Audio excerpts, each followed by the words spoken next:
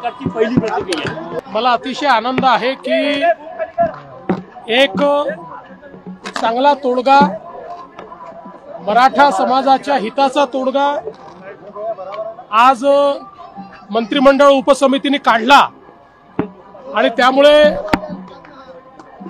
जे काही उपोषण चालू होतं ते उपोषण आता संपवण्यात आलेलं आहे। खरं म्हणजे हैदराबाद गॅझेट लागू करण्याकरता आमची सुरुवातीपासून तयारी होती, पण त्यातला महत्त्वाचा विषय असा होता की त्या ठिकाणी श्री मनोज जरांगे पाटील यांची जी मागणी होती सरसकटची, त्याच्यामध्ये कायदेशीर अडचणी होत्या। हायकोर्टाचे आणि सुप्रीम कोर्टाचे निर्णय हे बघता अशा प्रकारे सरसकट करणं शक्य नव्हतं आणि विशेषतः आपण या ठिकाणी लक्षात घेतलं पाहिजे की या संदर्भात ही वस्तुस्थिती त्यांच्या लोकांच्याही लक्षात आणून देण्यात आली।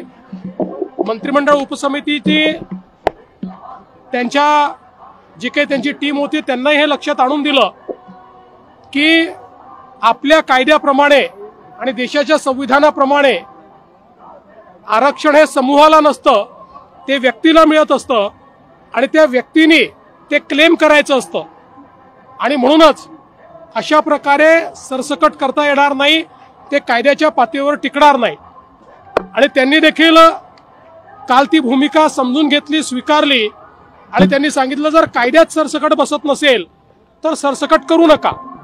आणि मला असं वाटतं की त्यातनं हा जो काही एक स्टेलमेट होता तो स्टेलमेट मागे झाला आणि पुन्हा त्या संदर्भातल्या चर्चा मंत्रिमंडळ उपसमितीने केल्या, त्याचा GR तयार झाला, त्याच्यात काही बदल होते ते बदल आपण केले आणि तो GR देखील इश्यू झालेला आहे आणि त्यासोबत इतरही काही अनुषंगिक मागण्या होत्या, त्या सगळ्या मागण्या मंत्रिमंडळ उपसमितीने त्या ठिकाणी मान्य केल्या।